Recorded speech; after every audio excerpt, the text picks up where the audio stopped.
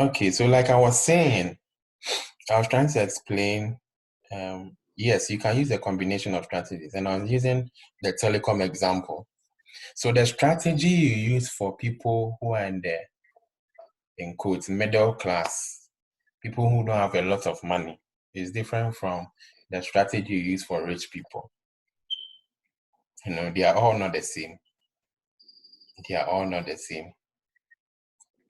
So the rich people, you give them premium service. You probably, one of the things I observed in telecommunications was that the people are in the premium category. Sometimes even the company can, during seasons like Christmas, the company can give them a hamper, So the strategy is different. What you do to retain the rich people is different from what you do to retain the poor people. And the kind of products you design for poor people is different from the kind of products you design for rich people. Poor people, they are more price conscious. Poor people are more price conscious. So for poor people, you would use the no-frill strategy. For rich people, you use the focus differentiation strategy. So these are two different strategies that you can use to serve your customer. So yes, you can use a combination of strategies. You can use a combination. I hope I answered the question. Yes, please. Okay. Please, does anyone have any question?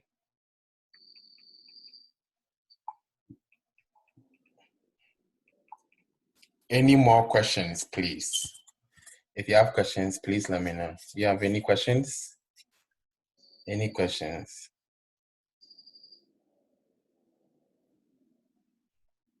Or I can move on. Can I move on, please? Or if you have questions, please let me know.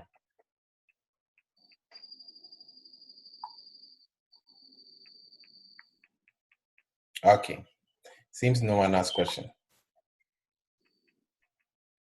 Okay, so let's move on to these are some more strategies, but it's all linked to, you can see similarities. You can see similarities with regards to the strategic clock. So you have what we call the cost leadership strategy. Cost leadership. What does it mean? Cost leader. It means you are leading in costs. When it comes to cost or prices, low prices, you are the boss. You are competing based on price. You are competing. One of the companies that is good when it comes to cost leadership is Walmart.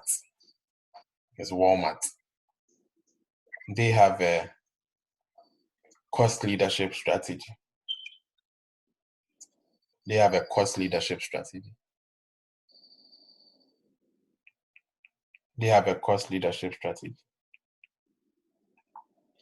So basically, you are leading based on cost. So if your competitors are charging 5 cedis, you charge maybe 4. It means that in the market, you are leading in costs. Then you also have the differentiation strategy. And like you see on the slide, it says a differentiation strategy has been explained in relation to the strategic clock.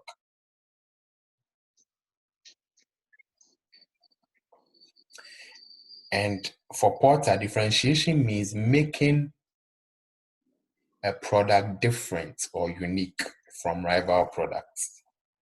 So Porter is a management expert. He's called Michael Porter. I think he taught at Harvard, or he's a Harvard professor. So he's developed several models. So it means making a product unique. There are some products you buy that you realize that this product is just unique. Just unique. That's the differentiation strategy. Selling unique products to the market. So you can have cost leadership and you can have differentiation. Very, very key. Then you also have the focus strategy. the focus strategy. The focus strategy. So the focus strategy is what you basically do in the focus strategy, and I'll give an example after. There are so many strategies. So you don't have to chew, please don't chew and pour. Just understand. That's why I'm using the example so that you get the concepts. Please don't chew and pour. I beg you. Don't chew and pour. Just understand. So for focus strategy, you segment your market into different segments. You divide your market into different segments.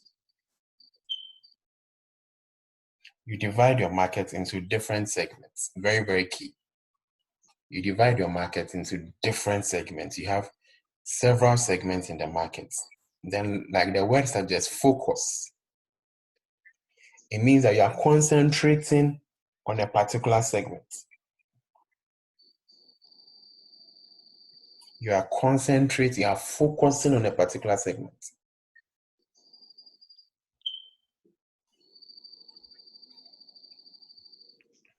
You are concentrating. That's focus strategy. Focus strategy is saying that you can't do everything.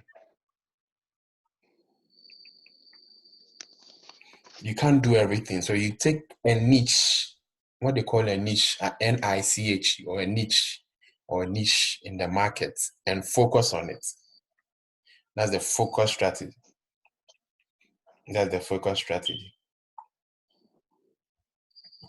Very, very key. Very, very key. Focus strategy. Differentiation, you have cost leadership, but focus is you are looking at a particular segment.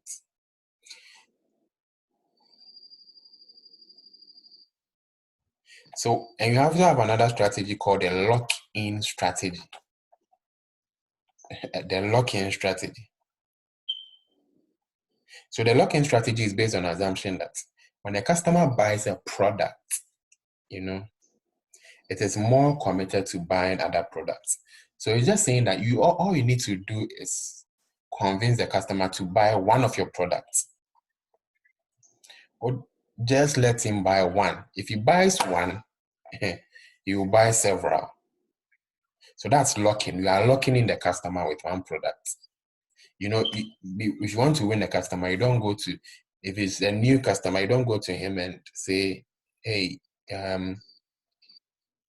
you need to buy 12 products of this when he hasn't tested it. So you lock him with one product, and that one product becomes the basis of selling more products. So let's make this practical. Let's make this super practical. Which these strategies is suitable for different markets, right? So let's make this super practical. So a cost leadership strategy would work, for example, would work if you are selling things to students on campus. If you are selling things to students on campus, you can't overcharge. No, you can't overcharge. If you are selling things to students on campus, what you can do is you have to let the prices fall down, because these are not earners. They are dependent on their parents' money, usually. Even though some students have businesses, they are dependent on their parents' money, usually. So that's very key. So for cost leadership, usually used to serve, let's say, a suitable market will be students. Then differentiation strategy,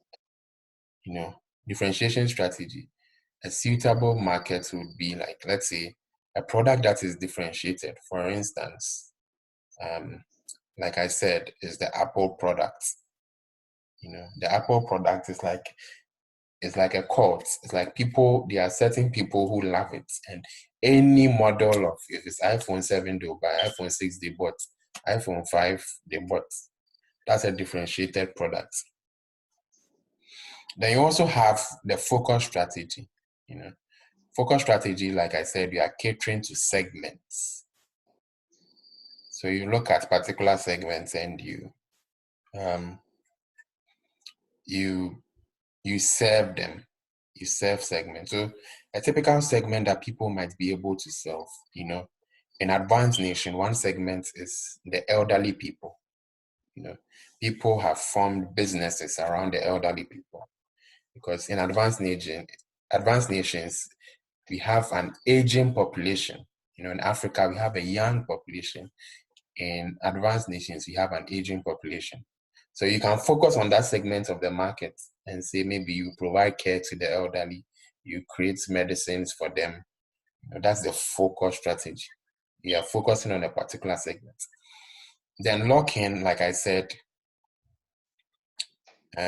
you sell one product to get the customer to be committed to a lot more products.